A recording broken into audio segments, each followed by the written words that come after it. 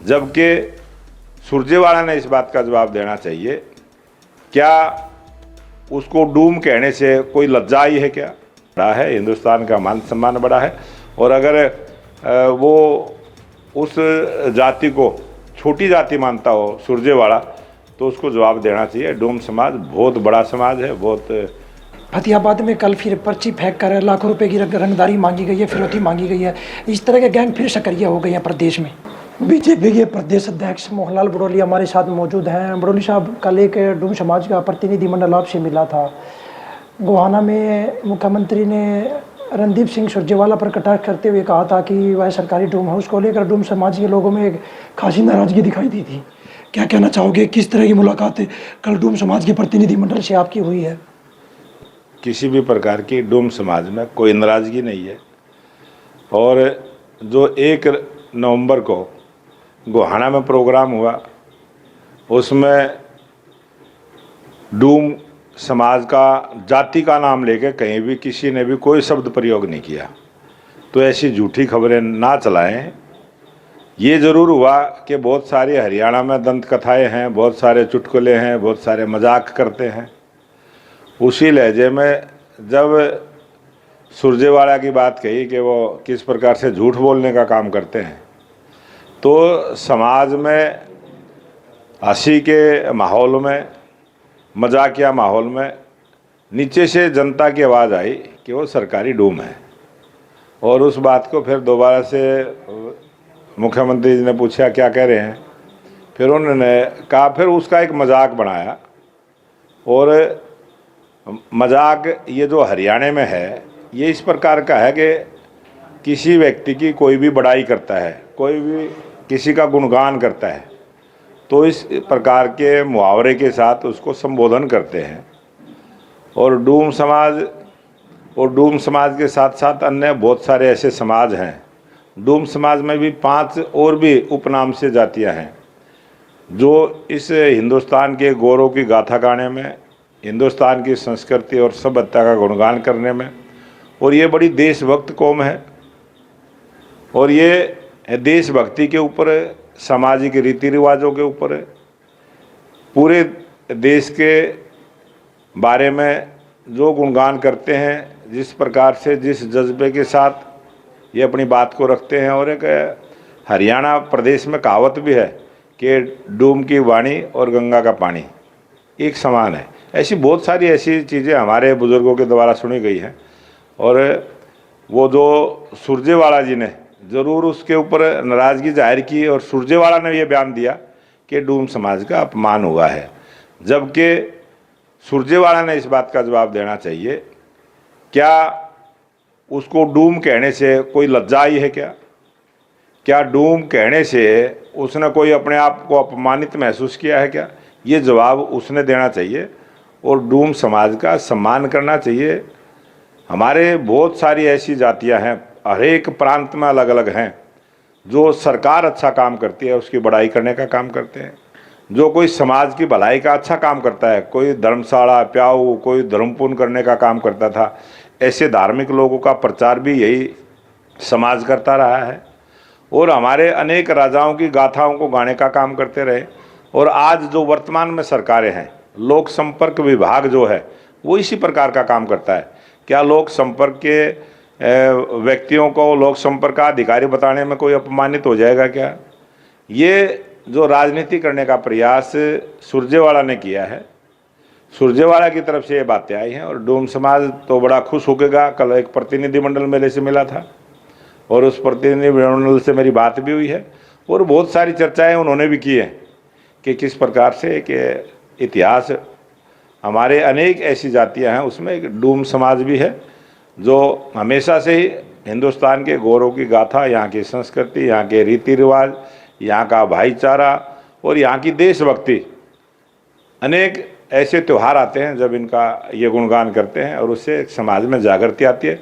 समाज को जगाने का काम जिन भी समाज के लोगों ने किया है, ये देश उन सब का ऋणी है। और डूम समाज का तो ये देश ऋणी है, क्योंकि जब नालंदा विश्वविद्यालय में गुलामी के दौर में मुगलों ने हमारे इतिहास को जड़ाने का काम किया था, उसके बाद ऐसे अनेक विद्वान हमारे थे, उसमें डूम समाज भी है, जिन्होंने उस गौरव गाथा को गाने का काम किया था, कंठस्थ किया। उसके बाद दोबारा से रचनाएं हुई हैं। और हमारे जो भारत के इतिहास को जलाने का काम जो जिन लोगों ने किया था, उनको भी उन्होंने मुंह तोड़ जवाब दिया था कि जो हिंदुस्तान की सभ्यता, संस्कृति और यहाँ के जो संस्कार हैं, वो किसी के करने से लुप्त नहीं हो सकते, वो जिंदा रहेंगे। और उसी के आधार पर आज ये हिंदुस्तान का गौरव बढ़ा है, हिंदुस्तान का मान सम्मान बढ़ा है।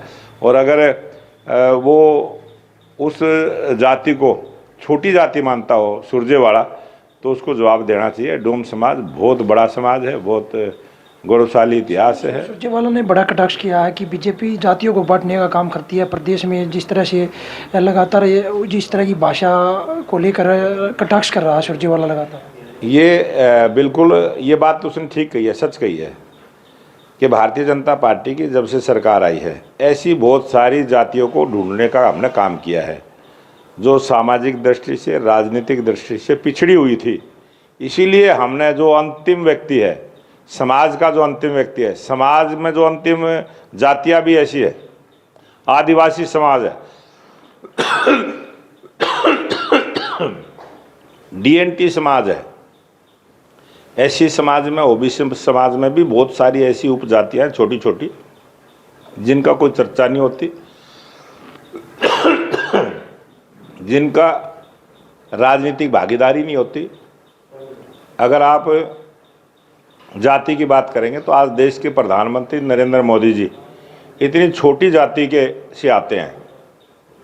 गुजरात के अंदर भी कोई बहुत बड़ा समूह नहीं है, बहुत बड़ी पॉपुलेशन नहीं है, और ऐसी ओबीसी समाज की जो छोटी जाति है उसमें से आते हैं।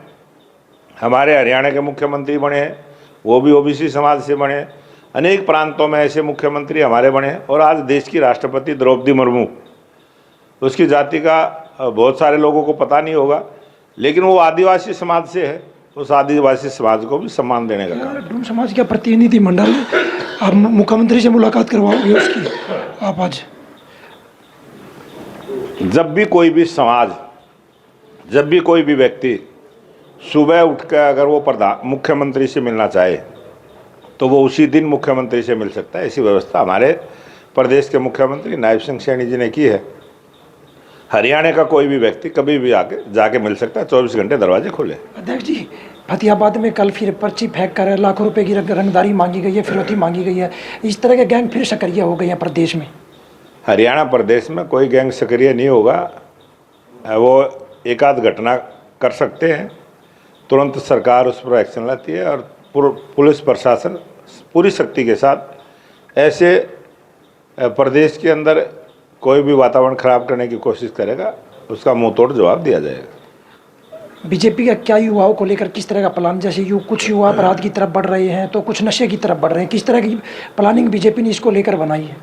हमारे हरियाणा प्रदेश का युवा बहुत समझदार युवा है। हमारे प्रदेश का युवा ना नशे की तरफ बढ़ेगा, ना अपराध की तरफ बढ़ेगा। हमारे देश का, प्रदेश का, हरियाणा का युवा गौरवशाली हरियाणा के इतिहास को दोहराने का काम करेगा। और अगर कोई गुमराह होगा तो हमारे प्रदेश का युवा उसको संभालने का भी काम करेगा। और हम हरियाणा प्रदेश के युवाओं को एक नई ऊर्जा के साथ आगे बढ़ाने का काम करेंगे। प्रदेश में जब से तीसरी बार सरकार बनी है तो कांग्रेस विपक्ष में है। कांग्रेस अपना विपक्ष का नेता नहीं चुन पा रही है, खलबली मची हुई है। तो ये कांग्रेस के नेताओं से आपने जाके पूछना भी चाहिए और कांग्रेस के नेताओं ने करना भी चाहिए। और जिस प्रकार की राजनीतिक चर्चाएं कांग्रेस के बारे में चली हैं, ये कांग्रेस पार्टी ने जो पाप किया है, ये उस पाप की देन है। वो पाप कांग्रेस ने झेलना पड़ेगा। क्या मोहनलाल ब्रोली महाराष्ट्र चुनाव में प्रचार के लिए जाएंगे? भारतीय जनता पार्टी का एक साधारण सा कार्यकर्ता है, जैसे भी पार्टी की योजना बनेगी हम उसी हिसाब से काम करते हैं। हम भारतीय जनता पार्टी का राष्ट्रीय नेतृत्व जिस प्रकार के दिशा निर्देश देगा, अनेक कार्यकर्ता हरियाणा प्रदेश से जाएंगे। देखिए, हमारे साथ बीजेपी के प्रदेश अध्यक्ष मोहनलाल ब्रोली थे। इनका कहना है कि जिस तरह से पार्टी ड्यूटी लगाएगी उस तरह से पार्टी प्रचार प्रसार में जाएंगे। सोनीपत से पवन राठी, हरियाणा तक।